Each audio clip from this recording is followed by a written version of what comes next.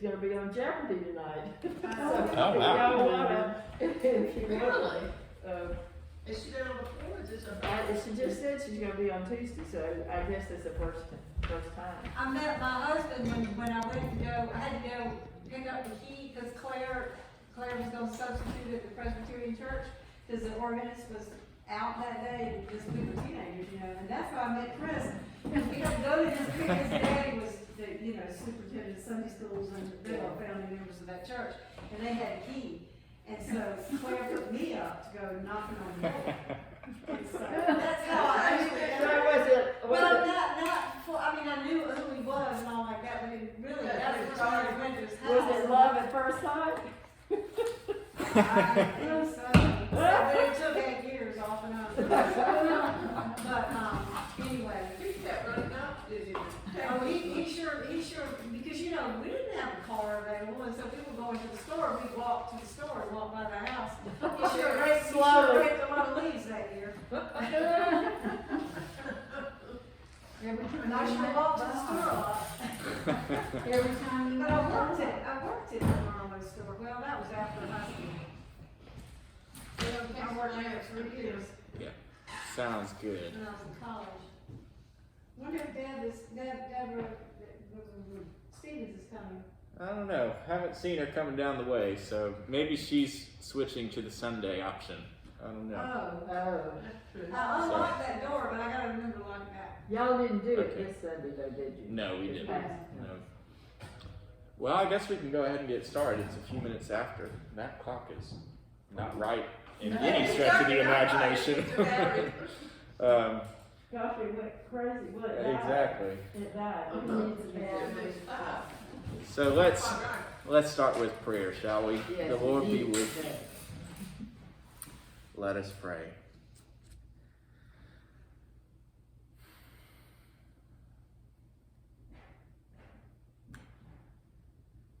Gracious Father, you are over us at a tough time in our country. We trust in your guidance, your governance, and your power, above the power of all earthly kings, princes, above the power of elections. We put our faith in your hands and ask that you would keep our nation in peace, in tranquility, and enable us to continue in your good will and in your good work, all for the sake of your Son, Jesus Christ, who loves us and cares for us and shows us what we have ahead. All this we ask for his sake. Amen. Amen. Before you start, may I ask you something? If we go to the church to pray, is it okay to go up to the altar rail and kneel at the altar rail? Certainly. Yeah. I really miss kneeling Mhm. in, Well, have you still got it covered? What's that? Covered? no. It's not. Okay, but it's okay to do that? Yeah, Okay. that's fine. Yeah. Yeah, please do avail yourself of the space. I mean, it's really nice to have, you know, it's a public space, obviously, but it's nice to have our private times in there too. So I plan on going over there after this and do some reading for the book study and talk to folks as they come by or whatever, say prayers, and so yeah, it's quite a day, isn't it? And I think it's gonna be quite a week, so I'm glad it's gonna be open all week. Very well could be. Yeah. I'm hopeful that we might know more tonight than, well, I don't know. I'm hopeful. We'll see. Yeah. Well, we did, the chapel was open, Sandy did that last election. I think it really, it helped us. It was especially helpful after the election too. Mm-hmm. A lot going on. Yep. I remember Bill being there when, Yeah. I think that was the last. Well, I think they were both there, but I remember Sandy doing that too, you know. Mm-hmm. Yep. Well, That's all there's left to do. Huh? Let's just pray. that's right. Yep. Prayer is All a we good can do, thing. and I keep praying that if it doesn't go our way, that we can. somehow get our mind around how to work through these next 4 years. I just don't know how it's possible, but Either way, we're going to do that, because There's there's gonna be a lot of, going forward. Yeah. it's gonna be, it's gonna be bad, it's gonna be hard. Yeah, But- either way, it'll be, it's a tough time for the country, because either way it goes, we know about the divisions that exist in this country, and, It's not gonna be easy to get over. no. Yeah, I no, was asked, I'm 82, and I was asked if I ever remembered a time in my lifetime that the country was as divided and it was as scary as it is now. And I said, no, I don't. Not even that. I mean, even I though didn't, I liked it. I was a child in World War II, but we were all, Well, we felt, we all, it was here, the wall was there. everybody was It was together. over there, you know. But people lived through hard times during World War II, but nothing like this. This is totally different. Yeah, I think, one thing that I've been reflecting on is in some ways what a gift and a responsibility comes with being, part of a church at this time.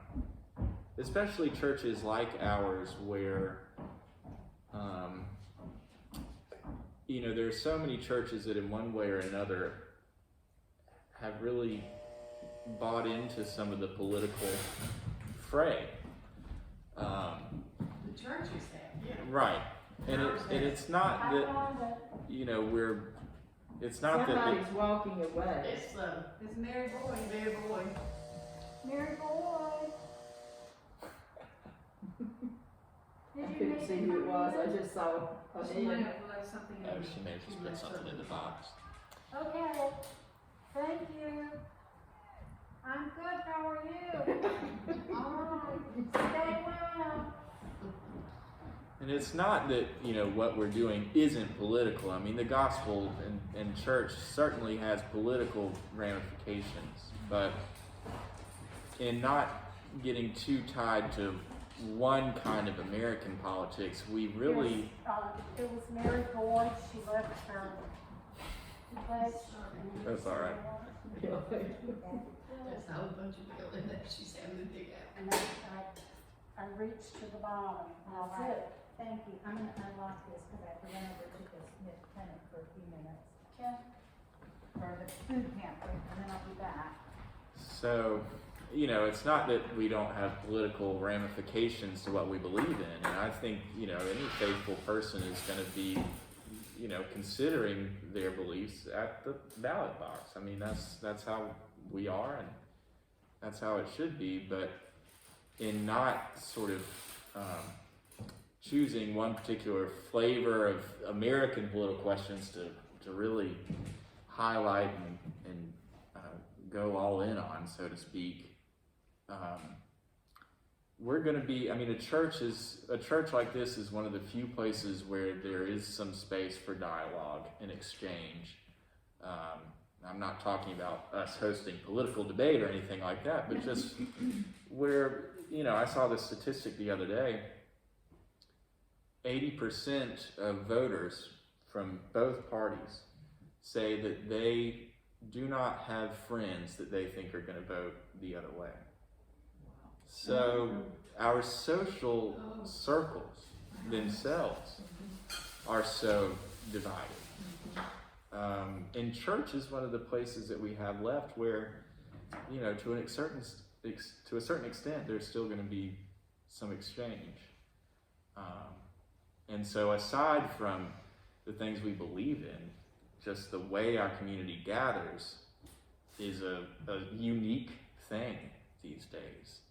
So, like I said, it's a blessing, and it's also, I think, a responsibility in the long road ahead. I mean, there's no easy way out of this sort of time of division, no matter, who wins this election. So, that's where we are, I guess. It's my 2 cents anyway. Well, that's good to hear. Well, let's, we're gonna talk some about, not so much the lessons, we'll do a little bit of that, but we're gonna talk about the church year, because we're at kind of shift in emphasis in the lessons. So what I'd like to do is to read each of the lessons that we have for this Sunday. But we're just going to read, you can each take a turn, and it doesn't matter which version you have, and then we're going to just respond generally to the readings, and then we'll talk some about the church year, the day of the Lord, the way we kind of mark time and change, because that's kind of where the readings are shifting us towards right now.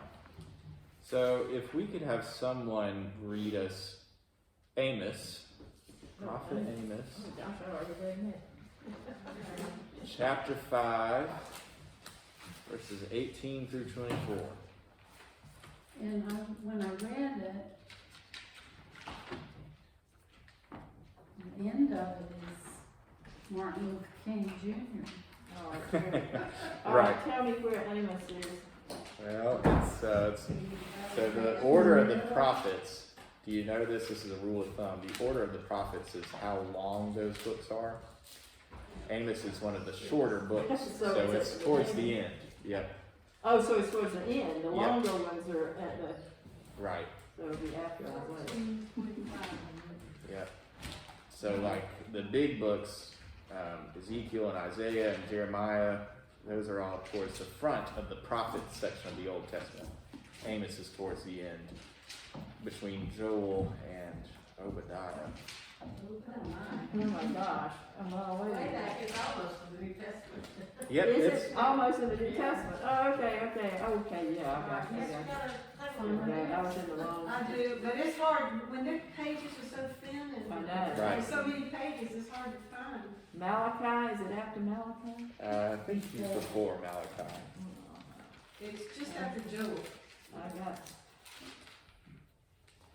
I can't even. and Obadiah, it's between Joel and I see, Obadiah. okay. Carolyn, you're gonna have a table of countries. Well, I thought I almost could, there. I'm almost there.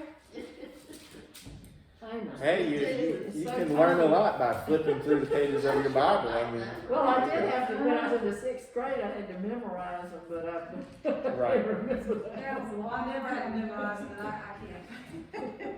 well, let's hear verses 18 through 24 of chapter 5. 18, chapter 5. Taking hard.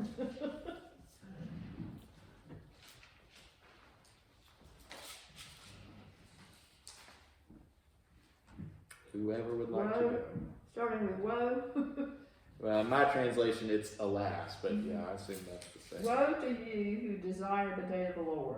Why would you have the day of the Lord? It is darkness and not light. As if a man fled from a lion and a bear met him, or went into the house and leaned with his hand against the wall, and a serpent bit him. Is not the day of the Lord darkness and not light, and gloom with no brightness in it? I despise your feast, and I take no delight in your solemn assemblies. Even though you offer me your burnt offerings and cereal offerings, I will not accept them. And the peace offering of your fatted beasts, I will not look upon. Take away from me the noise of your songs, to the melody of your harps, I will not listen. But let justice roll down like waters, and righteousness like an ever-flowing stream. Thank you. Some really different Yeah, words. weird. Yep, my goodness. But I that think this last period- verse was the Martin Luther King. I know, Right. right after all that strangeness, did you get that one beautiful verse? Right. Your assemblies are a stench to me, this version, like, golly. Yeah. I despise your festivals, and I take no delight in your solemn assemblies. Yours said grains. Yeah, mine said, grain. no, yours said cereal. Cereal, I said yeah, grains. yeah. Cereal, would cereal been a word back then? They're not talking about Special K, probably. but- These are all translations anyway. Right. Cause I asked Lester, I don't know if it was in this recording, about the heap of water. And, I said, Lester, this is Old Testament, tell me, and he was gonna look it up. year of biblical Hebrew, so I thought, well, maybe you can give us a, Right. what's a heap of water? Right, right. We talk about heaping water, heap of a lot of things, huh? So what do you think about this passage? I mean, what stands out to you? He sure admonishes you. He's not in a very good mood, is he? No, Not no, I hate, I despise, I mean, the words are just really, Snake. yeah. Oh, that was snake Really bite? cruel. I know, it's, the day of the Lord is as if someone fled from a lion and was met by a bear. That's just like, that Yikes. sounds like The Disney. thing's on the wall and the snake bites in it. Right. Yeah. It's interesting, you know, this anticipates some of the things that Jesus will say, though, right? I mean, things like, you know, I come Viper not and- to, right, yeah, brood of vipers, that's John the Baptist, but you're right. Right. And, but, you know, I came not to bring peace, but the sword, right? So that's one of these prophetic things. I mean, we love the prophets when they say things like, let justice roll down like waters and righteousness like an ever-flowing stream. But the flip side of that is, Pretty much regret. and I think I want to pay attention here. You know, what is he talking about? This is all a description of the day of the Lord, right? Yeah. The day of the Lord. So we're going to talk about that. Desire of the Lord. And then the other thing he mentions festivals and solemn assemblies. So that's talking about like the holidays of the people, right? I mean, the point is people are going to church, if you will, and making a big show of their faithfulness and their piety and everything. The problem is, then they trample down the poor or, you know, cast them, you know, all that kind of stuff. So that's why, you know, what Amos is saying, his main point is what's more pleasing to God is not your piety and your worship and your smells and your bells and your solemn assemblies and the holidays that you have. What's more important is how you treat your neighbors, right? Okay, so that's Amos. So we're going to plow on ahead and we'll sort of sit with all of these. So the next reading, and keep a bookmark there so you can find it again. The next reading is 1 Thessalonians.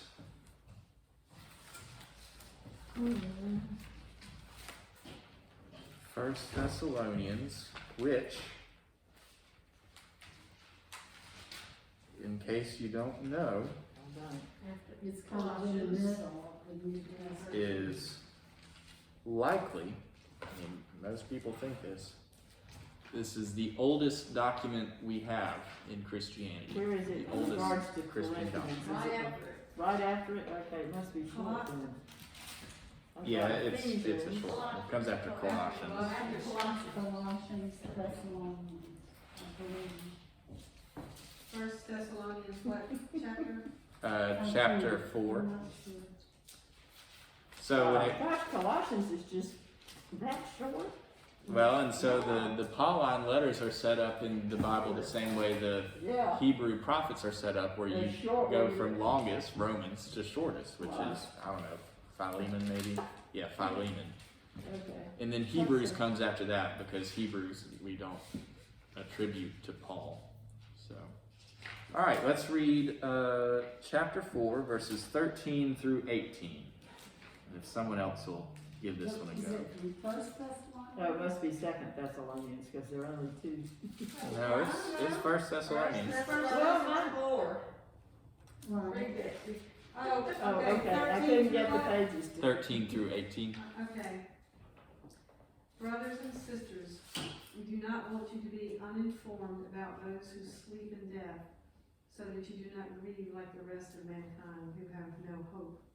For we believe that Jesus died and rose again, and so we believe that God will bring with Jesus those who have fallen asleep in him.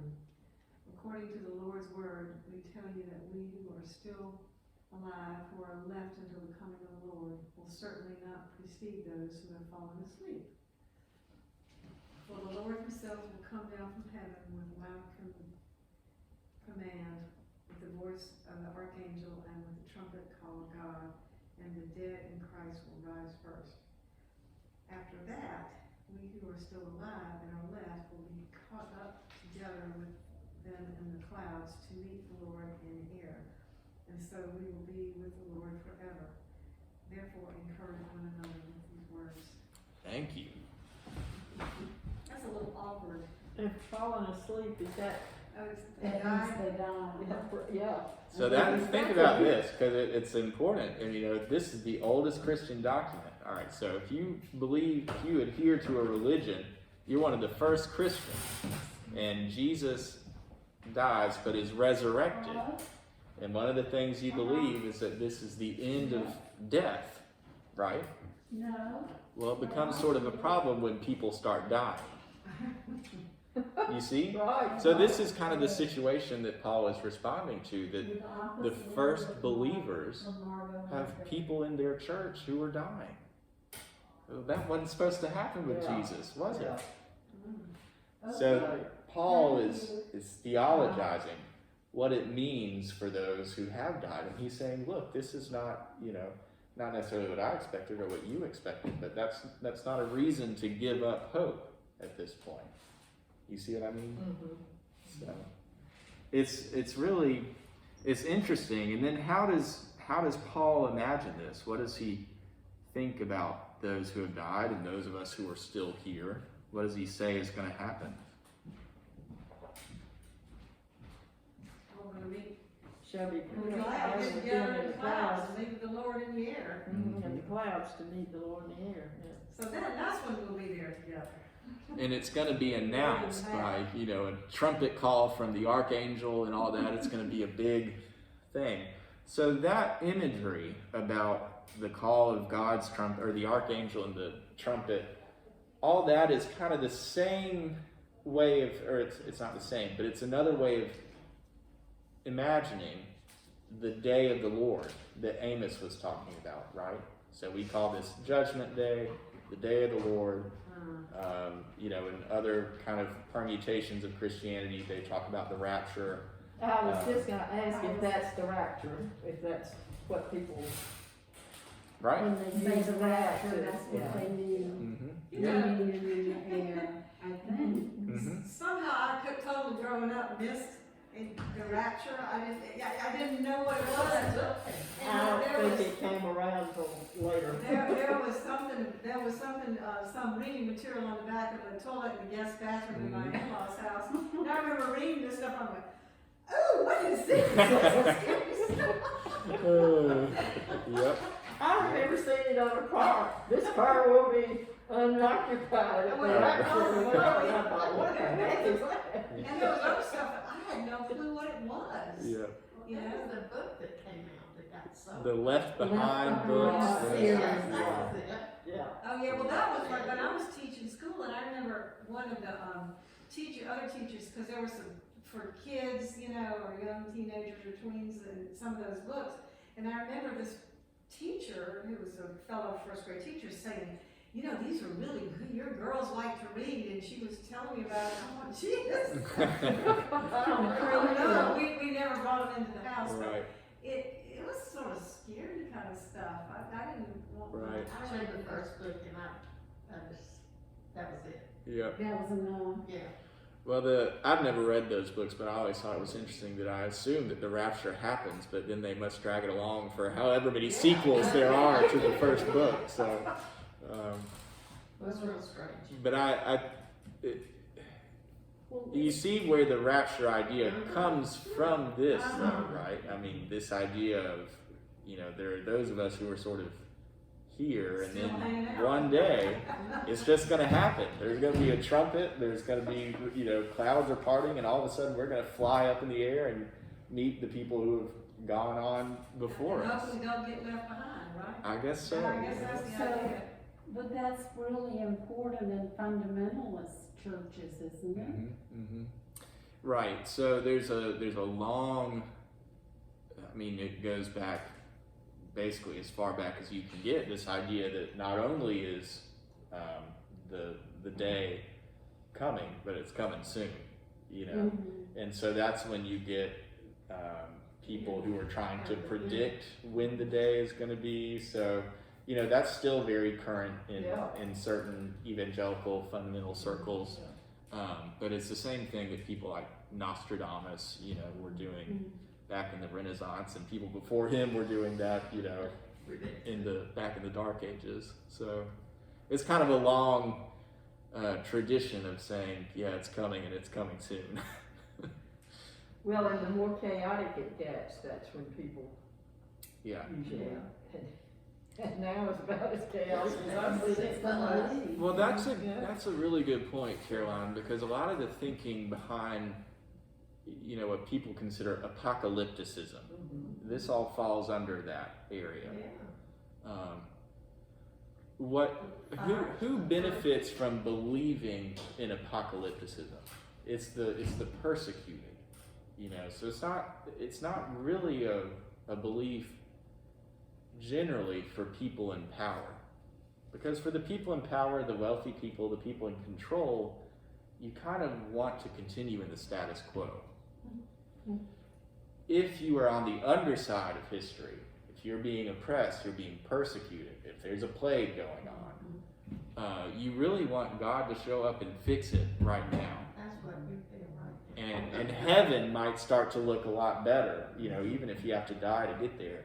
It starts to look a hell of a lot better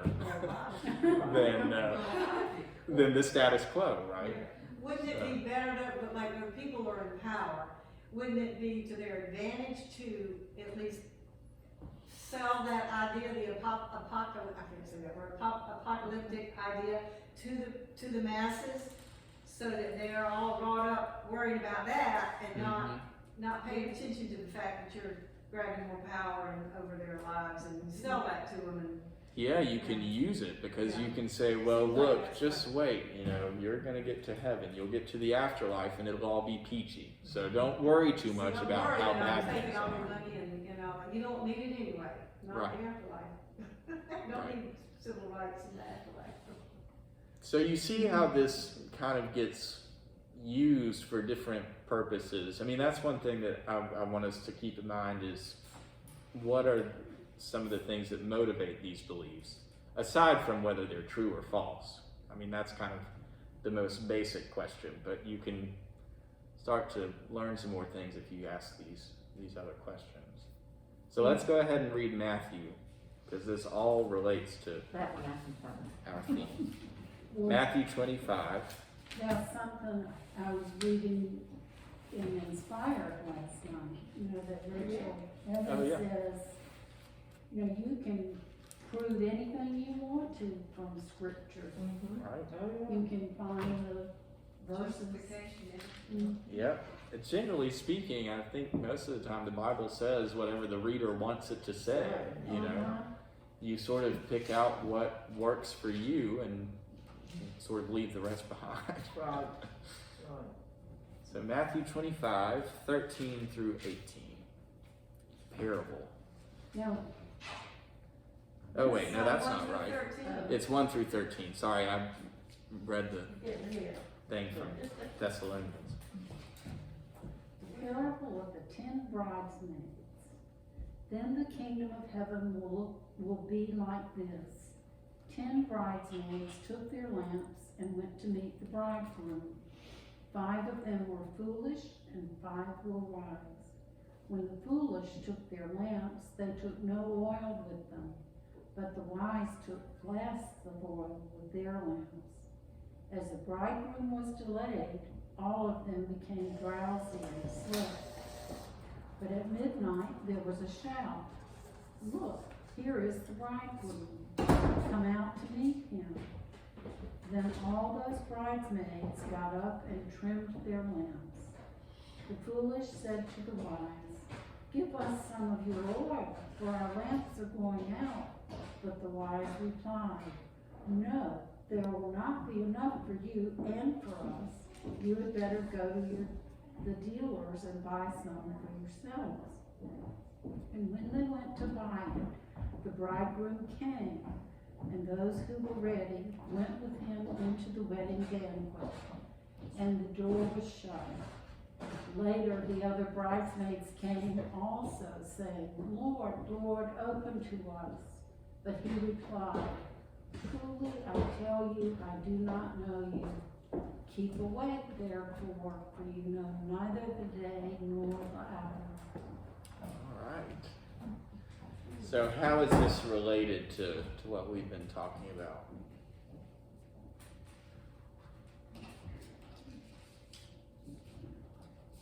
The bridegroom, with the coming of Jesus, they're not ready. Mm-hmm. I'm just thinking that, Right. not ready for the coming of the important person, Mm-hmm. or being.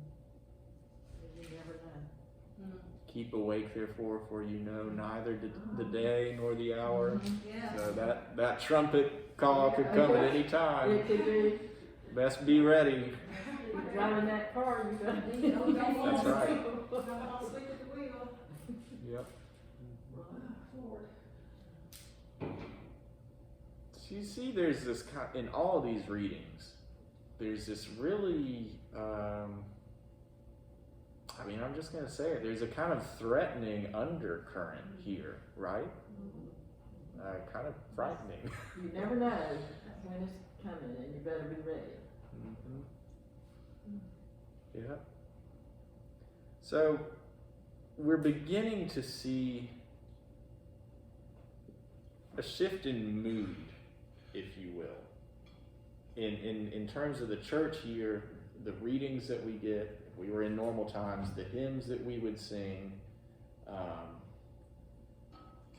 there's a shift in mood that's happening to where we start to get these darker undercurrents, if you will. You see what I mean by that? I mean, if you think a few weeks back, we were in what was called ordinary time, or the season after Pentecost. What color do we wear? We wear the green. So it's kind of, we get a lot of teachings from Jesus, a lot of parables, a lot of stories, a lot of passages from the Gospels that sort of illustrate, a moral lesson or something like that, right? And does it go along with the time of the year that things are dying now, the leaves are turning brown and you're... Exactly. That's not the same all over the world. It's not the same all over the world, but where Christianity comes from. From Europe. Yeah, basically. Right. This time of year, the days start to get shorter. Especially with daylight saving time, the sun sets so quickly and it's dark so, soon. So it is related to that. I mean, there's the shift in mood as we go from summertime, long days. We're ending the harvest, right? In Europe and places like that. Harvest is coming to an end, and so you sort of celebrated that or are in that mode. That's kind of what all the pumpkins and squashes and all that sort of stuff are. And then Thanksgiving, of course, in this country. And that's why they said it then, so at the end of, Exactly. before the holidays and by the end of harvest. Right, exactly. And so you're sort of marking time that way. Aside from any religious things, that's just based on, the land and how human beings relate to it, how we eat food and stuff like that. You have a lot of food about this time of year from your harvest. And then as you get into the darker days of winter, those pickings start to get kind of slim. Of course, we have found ways to adapt to that. And so, you wait until snow to slaughter your pig and put the hams up and that kind of stuff to put you through. Not if you're Jewish. Not if you're Jewish. Well, you can kill them. And then until pretty late in the game, until fairly recently, even the 19th and early 20th century in this country, you look at old cookbooks and records and things, and a lot of people basically made it through the winter eating nuts. You could get nuts falling, And you had your roots and they would store, Your right? roots out. You could keep your potatoes and your And apples. turnips. Yeah. I had must have been a great aunt, I don't know what, that grew up in the Winsboro area. And they nicknamed her Chipper. Something, because she literally ate the walnut, what those Acorns? acorns, Yeah, right, right. and that became her. Really? Yeah. Who was that? I missed It it. was one of my great aunts. I live in Winsboro, but they grew up with my grandmother or Yeah. her aunt or something. But Yeah. Isn't there something called a chinkapin, or is that nut off that- the tree? yes. My grandmother's Chica, cats that's what it were, was. my grandmother's Chica. cats were named chinkapin, and I Okay. never knew, and they were That's like, right. a nut, some sort of Yeah. nut or. They were something. acorns, kind of like Oh, acorns, is what Yeah, I'm. chinkapin. So if you're in that situation, you know, if that's kind of how you're living and getting Yeah. by, and that basically applied to people whether you were poor or wealthy to a certain extent. You know, before the advent of modern technology, your winter food was going to be quite different from Yeah. food earlier in the year. You know, you just didn't get certain things. Scraping. Well, you still have rogation days. Mm-hmm. Yeah, We don't, is that still in the prayer book? yeah, Yeah. it's still in the prayer book, Okay. and And that had to do with the harvest, wasn't it? Celebrating the well, harvest. Rogation Days comes in spring. Oh, is it spring? Okay. But you're right in that it's all about blessing the It's all about fields. food. Well, you're blessing the fields in hopes that Okay. you'll get a fruitful Okay, year. that's That, in you know, the your spring. fields won't be ruined by floods or droughts or anything. Yeah. We used to have our Sunday school children plant seeds Mm. during Rogation Okay, Day. I've Mhm. forgotten when it was. Is it a religious, Sukkot, which is a Jewish? Sukkot, yeah. That's the fall thing. Right. Because I remember getting to Israel in September, and they were celebrating on the kibbutz, they were celebrating Sukkot, and they had the little, The booths is what. booths, Yeah. that's Oh, they have that. And they Kinda like still, some of harvest them, they still build those little houses. Oh yeah. Most Yeah. Jews will Yeah. do that if they're practicing Jews. You know, they'll Yeah. build little sheds In their or yard, yeah. tent kind of things in their yard. Yeah. And what are they for? Harvest, it's a harvest thing. I mean, Right. Is It a comes from- religious place or for people that are coming by It's or the for name of the, it's the themselves? name of the hut. Well, you build your booth, your tabernacle. So think about the religious significance of tents in the Okay. Old Testament. So Alright. it has to do with that, and it also has to do with the fact that when you were harvesting your grain or whatever, you would just spend the night out in your fields in a Oh, in uh, a tent. you know, Oh, a so shed or a it's lean-to or something remembrance or of whatever. that time. Right, exactly. I see. So there is additional religious significance, but you know, all these things also relate to agricultural history, Yeah. just the time of year, the seasons. So you can- It's a high holiday. Right. Yeah, Sukkot. Okay, I do remember the word. So what are sort of, let's start here and think about what are the highest holidays of Christianity and how they might relate to the seasons and things like that. Well, Easter is our highest holiday. Mm-hmm. And so what's some of the imagery, the language that we use around Easter? New birth, Yeah. rebirth, I see. new lands. And we also put a lot of Christian holidays on pagan holidays. Right. I wrote a paper about that in college. Yeah. So, Yeah, well, we're going to talk about that. Yeah, Yeah. that's right. Yeah, So we kind of took over some of their holidays right. in order to compete.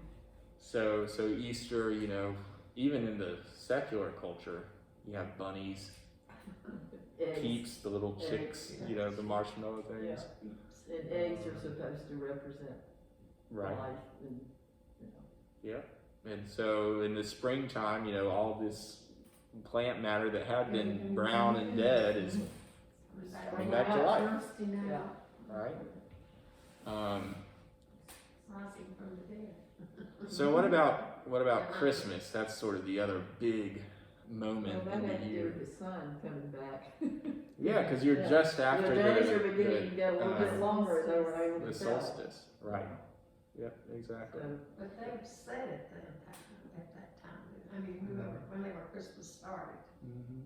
it was not exactly when Christ was born. Right, because if you read any of the Gospels, you know, it doesn't say, well, December 25th, year 0. we don't get that kind of timeline. I really enjoy. Some people don't like them, but I always think it's I'm amused by the kind of traditional English Christmas carols that talk about, the snow falling. And it's like, on the ground. I don't know when it was the last time it snowed in Bethlehem or Nazareth, but Well, even growing up, part of my childhood in Northwest Florida, I never could figure out why they talked about snow. there was I think it was 1993, because I was, I was a toddler at this point, and in Mobile, Alabama, of all places, there was a snow came in March. There was a March snow in Mobile, Alabama.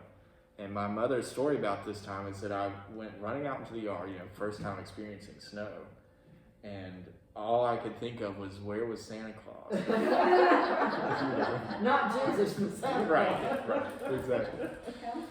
So, Those great snowstorms. Huh? right. Yeah.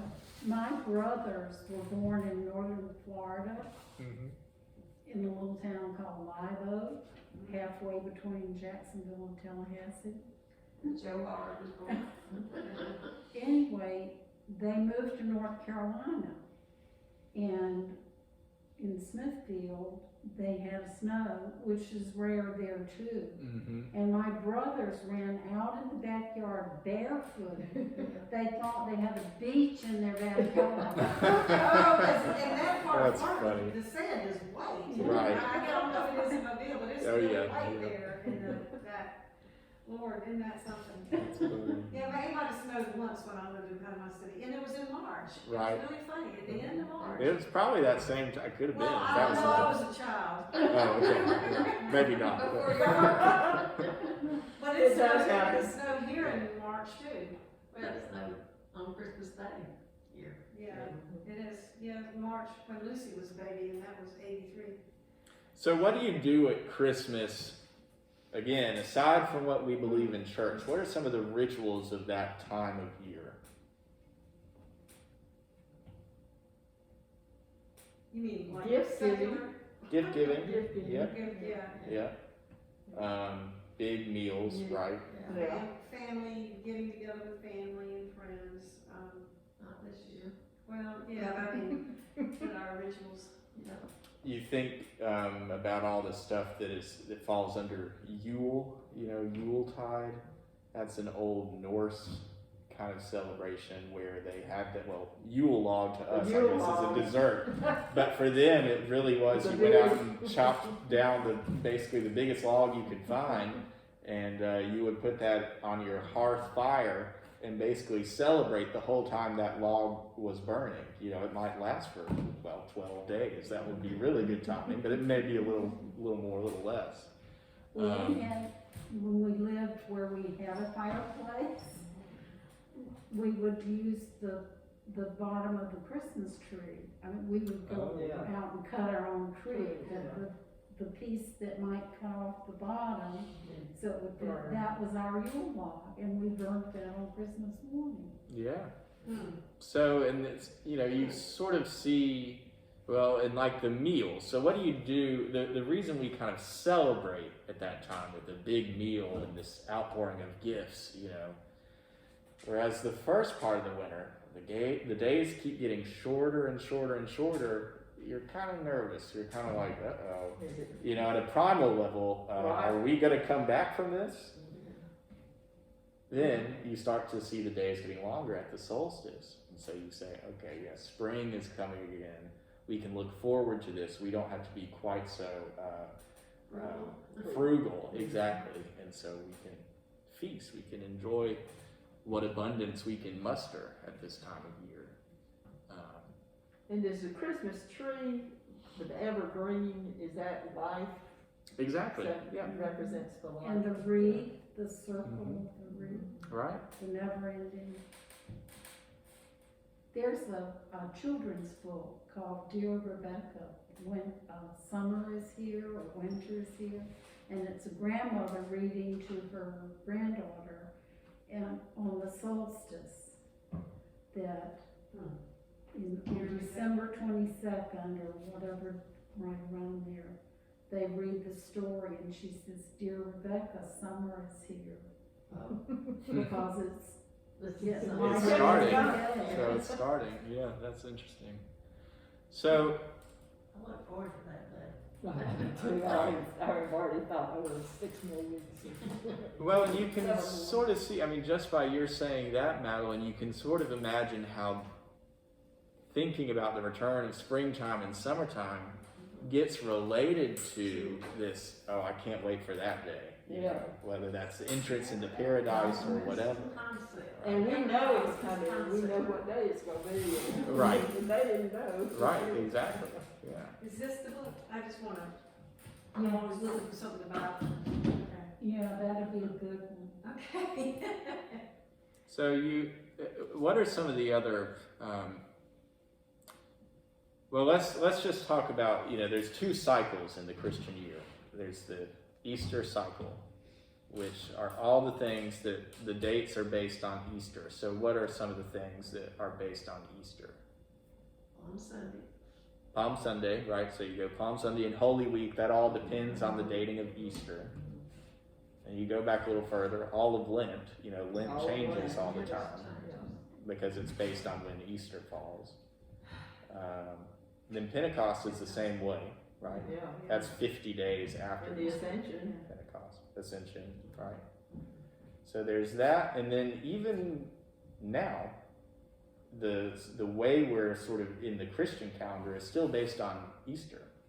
That's why we call this, the season after Pentecost, right? So this is still all within the Easter cycle. There's also the Christmas cycle, because Christmas has a day.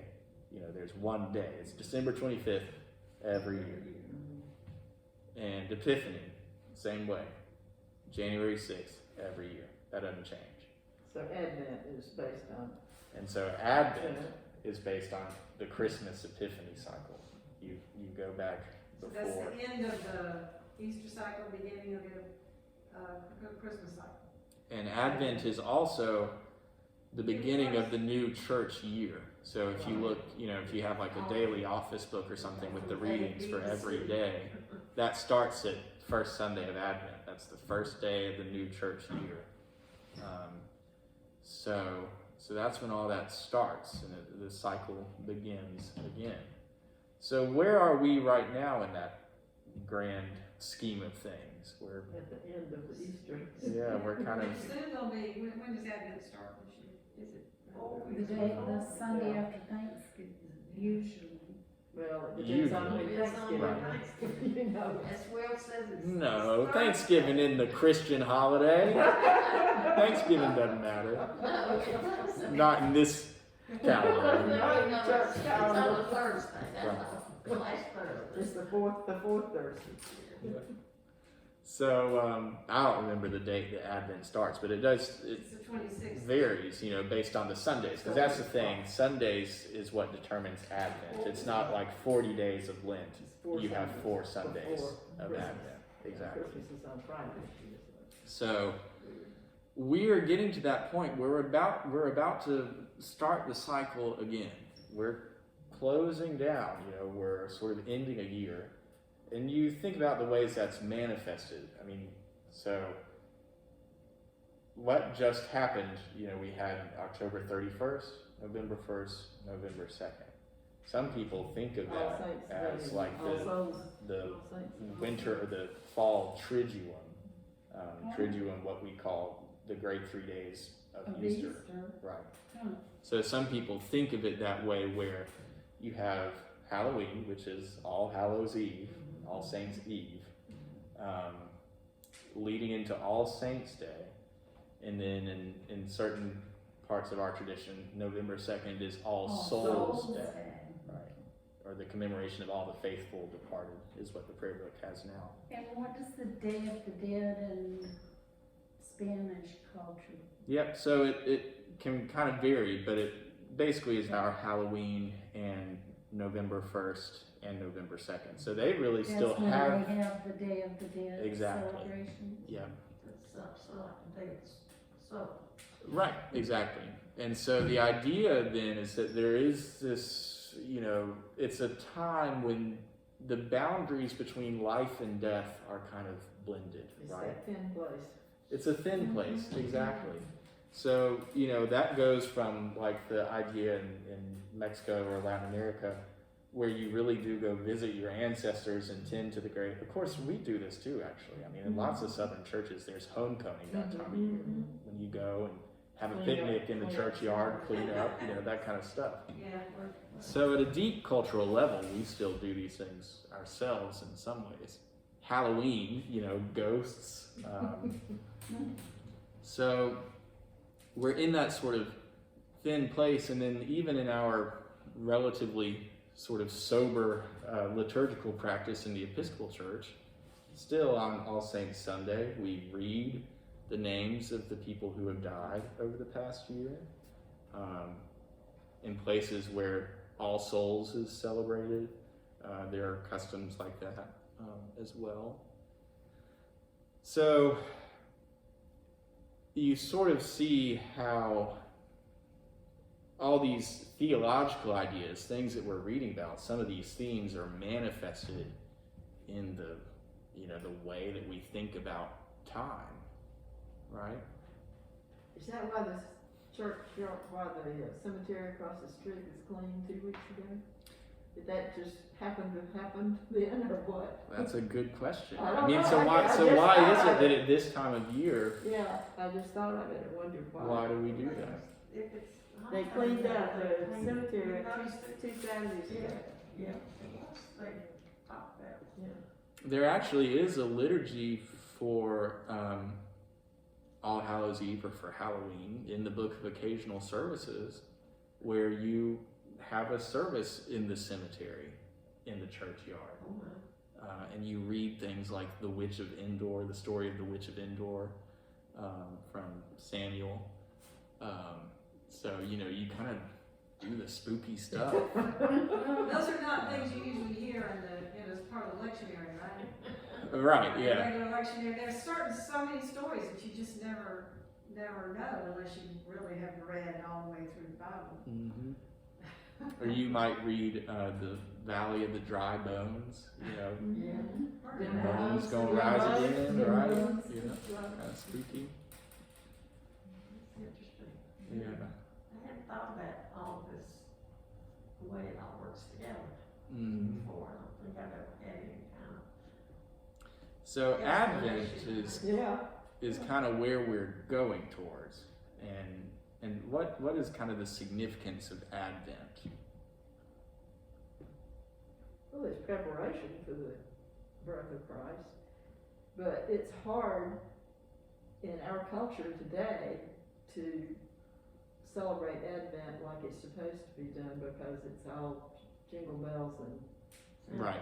It's, Right. it's so serious and so. yeah, it's and that's the hard part. They said it's like a little Lent, but it's awfully hard to. Right. Yeah, if you're sort of encouraged That's the solar part. to slow down, to To look towards Christmas, but Exactly. you're preparing yourself. Mhm. Maybe we'll be better able to do that this year. I mean, maybe. I mean, this is probably really the time to lean into Advent because it's a season about expectation And waiting. and waiting. We've been doing that for quite a while now. It looks We've like we'll learned. continue doing We've that. learned how to do so, that. mhm. Yeah, it may be. And to make sure we have enough oil for our lamps. That's right. Yeah, you got to tend your lamps. Exactly. Yeah. We probably won't freeze to death at Polly's Island if we have to. Yeah. I think about it in terms of being cold, not seeing. Right. Yeah. So Advent is kind of, it's interesting. One of the, and we can finish up here because we're getting close to the end. This relates to the pagan cycle of the year, if you will, right? I mean, the solstice is pagans celebrate that too. And Christmas is kind of our Christianization of an older pagan holiday. In the same way that, in the springtime, there are lots of ancient fertility cults and things like that where you sort of celebrated that time of the year because this was a return to new life and new birth and all that. So we're sort of layered on top of this older, more kind of universal human calendar, if you will. So what is that? I mean, I think there's a lesson there for how the church relates to other parts of our interface with the wider society, if you will, between church and world. You know, we kind of have layered over the world's calendar and made it into a Christian thing. So, I mean, do you think that there's a lesson there for how we relate to other parts of the wider culture?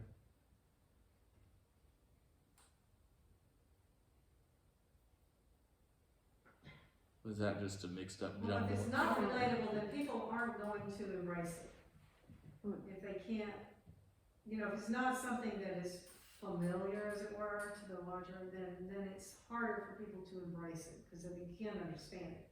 If you were just to take some stuff and then just kind of put it in there, it doesn't have anything to do with what people experience in their everyday life or in their larger culture, they might not be able to understand it.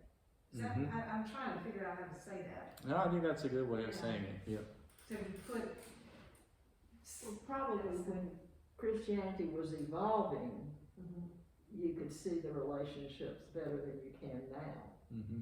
I mean, I was thinking about other religions like Muslims, and you know, theirs Ramadan changes. It's not the same every year, Mm-hmm. and so they obviously didn't impose their beliefs on the calendar. I hate to say pagan because it, you know, but I mean, I think Christianity was more trying to convert everybody Right. to things that were already existing, maybe than some of the religions. Well, and part of it is kind of an accident of history in some ways, in that, you know, in the 4th century, Constantine, the Roman emperor, converts to Christianity. And so, you know, he is not only in Roman religion, he was not only the leader of the state, but also a god and the head of the religious practice. And so all of a sudden, you know, he's a Christian who is presiding over these older pagan holidays. Like literally on December 25th, they had a big celebration in Rome about the return of the sun, and they ran a race around the 7 hills of Rome and all this stuff. And so, you know, part of it is just an accident of history that the emperor converted to Christianity, and so he said, well, we've got to have our own holidays. You know? No one's going to want to do this if they can't celebrate, right? So Yeah. I think what you're saying, Betsy, is right about, well, maybe it's easier to think about it this way. There are some people, like, did you hear about this book that came out several years ago, The Benedict Option? Did you hear about that book? It got kind of reviewed in some of the newspapers and was on some of the bestseller lists and stuff like that. Ross Douthat was the author, and he's a Catholic, and his idea was basically saying that modern culture is changing so much and so quickly, and it's so at odds with our values as Christians, that the faithful thing to do is to kind of establish our own, well, like Benedict did in the monastery. You know, you have a Christian community where you really lean into Christianity, and you have morning and evening prayer 7 days a week. You have, you know, worship on Sundays. You sort of live like a monastery would, and kind of enclose yourself, shelter yourself from the wider culture that is so at odds with your own values, right? So that's one idea. I think the opposite idea, and you know, there's a lot of kind of, it's a spectrum, but the opposite side of that spectrum is what you're talking about, where there's kind of accommodation to the culture. There's some shared understandings, even if it's different. I mean, Easter for us is not the same thing as a fertility ritual for pagan Romans. It's not. We don't believe the same things about that. But if we can find some commonality with the wider cultural values, then that's a good thing and we should do it. That's like the other side of that spectrum, right? So I've definitely fallen on this side of the spectrum. So is it a I mean, are you saying share your values?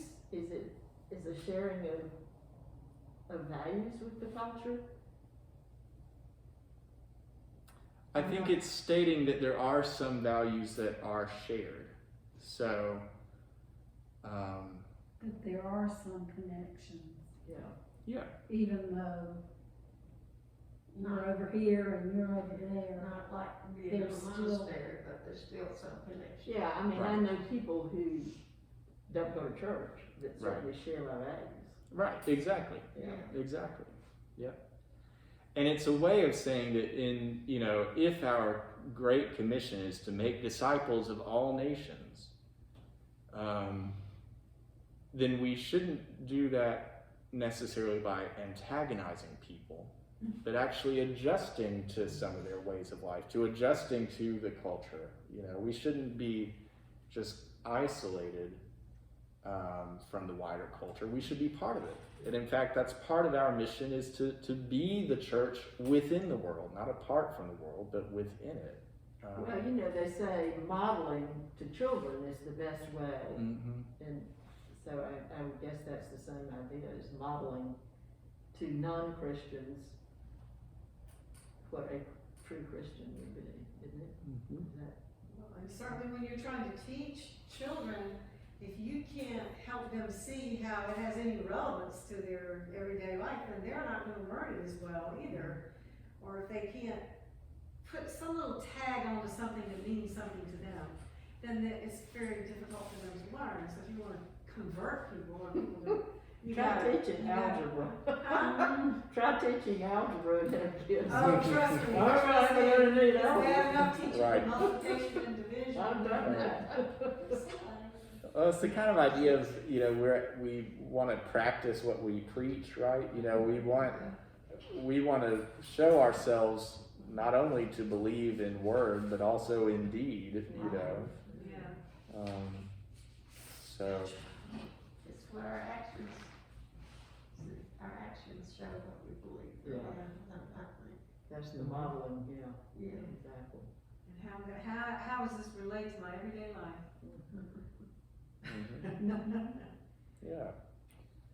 So, we've talked about a lot of big stuff in kind of vague ways today, but it's good because if we keep this in mind, we're going to hear more and more of these themes come back up, during the last several weeks of this church year and the beginning of the next year, and then Christmas, and we'll see some of these readings about the last day, about expectation and waiting, and how that relates to the darkness around us. It will make us more conscious of what we're learning during this period of time, talking about it. I've never heard that about the readings, relating them to the. Well, the readings were set up with a plan in mind. I know they were. And it goes back a long time, especially this part of the church year. A lot of these readings go back, very ancient practice. And the collects that we use in Advent, a lot of those collects are some of the ones we know the best, or sound the most familiar when you hear them. And a lot of them go back to, really, really early on in Christianity, and they've been translated and everything for us. But so this is a deep, rich kind of theme, a pattern that we're entering into. So this might be exactly the year to pay the most attention to it. We'll maybe have less distractions from the, Santa Might Claus. really, and might Jingle really Bells. practice Advent like it's supposed to be. Yeah. What part of the church, some part of this term that I've heard before, get right with God, is that part of the Advent season? And Well, I that's don't know where kind it comes from, but I remember having having heard it. It's certainly not an Episcopal term, get right with God, I don't think. Well, that's kind of right. I mean, that's sort of what Lent is about in a way, but maybe even more so with Advent. Yeah. So the history of Lent comes from when people were preparing for baptism at Easter, because that's when you did baptisms. So that was your preparation period. Advent was sort of the preparation for the day of judgment, when the trumpet sounds, Repent. you know, repent, right? So we'll get John the Baptist early on in Advent, and he shows up again in Lent. And it does sort of come at the end of our calendar year too, so the secular year, only before the joyousness of Christmas. So when you talk about the Christmas things, I think about the end of the year and the year that's passed, but really comes before Christmas as opposed to after Christmas, like in our secular year. Yeah. Well, it is That makes interesting. sense. I mean, if you think about the way the church calendar relates to the, January through December calendar, the way we celebrate that January through December calendar, the change in the year, we do at New Year's, right? I mean, that's, we look forward to, we make New Year's resolutions, we're going to make a big change or something like that. With Advent, we're beginning a new year, but it's not necessarily a celebratory time, it's a not yet time. It's a time of anticipation, which I think, kind of situates Christians within, the timeline of God. We are still here, like these Thessalonians, we're still here. We're still sort of anticipating and waiting for the day of the Lord, whatever that looks like. So we're still we're always in the not yet time, unless the rapture does happen between. It could happen today. I mean, I don't know. Yeah. It might happen today, so that's, Oh, my. Well, we'll finish up. I will close with a story because it relates with this, a short story. There was a professor in the seminary at Sewanee who every morning, this was before my time, but it's still told, would show up 30 minutes early for morning prayer, and he would stand on the chapel steps and he would smoke his cigar and just kind of look around, look up at the sky. And if anyone ever asked him, well, why are you here so early? He said, well, as a Christian, I feel like it's probably not a bad idea to spend 30 minutes every day just looking and waiting. Right? Really? So, it could come anytime. Well, let's close You never know. in the words which Jesus Christ himself has taught us. Our Father, who art in heaven, hallowed be thy name. Thy kingdom come, thy will be done, on earth as it is in heaven. Give us this day our daily bread, and forgive us our trespasses, as we forgive those who trespass against us. And lead us not into temptation, but deliver us from evil. For thine is the kingdom, and the power, and the glory, forever and ever. Amen. Thank you again. Thank you, Ron. Nice to see you, everyone. Y'all stay warm. This is all the ones that are signed up for Tuesday meal. You think it's just And gonna Nancy, select and I bet Deb will do that. Tell Ryan about me. Well, I think I did tell you, didn't I, that she had written and said that she was going to the doctor this morning, that she hoped it was allergies, but she wasn't sure. She's not feeling well. She was not, So she and hasn't gotten back with you I yet? texted her right, when we were sitting that day, and I have not heard back from her. Okay, well, we'll say a prayer for her. I would tell you all to go vote, but I'm guessing this group already I has. voted 3 weeks ago. Oh, yeah. Long Been time there, ago. done that. Yeah. It seems like forever ago. I know that, well, I guess part of it is because there are more polling places open now, but I did a little cruise around Georgetown and around up here this morning to see what lines were looking like, if I could, see anything going on. And, not many people at the election center in Georgetown, I But don't think you can vote there. after But you right, have that's the to thing. I vote. realized after that, I was like, They're oh. opening ballots and I think they're processing those, Mhm. those paper ballots. You know. But at the polling places that I drove by, big groups of cars and all Oh, there that. were? So Okay. yeah, so it'll be And- interesting. They say it's gonna be a strong Republican vote. Yeah, I've heard that too. That Yeah, that mostly Democrats And I voted. tell you, son was not working as a poll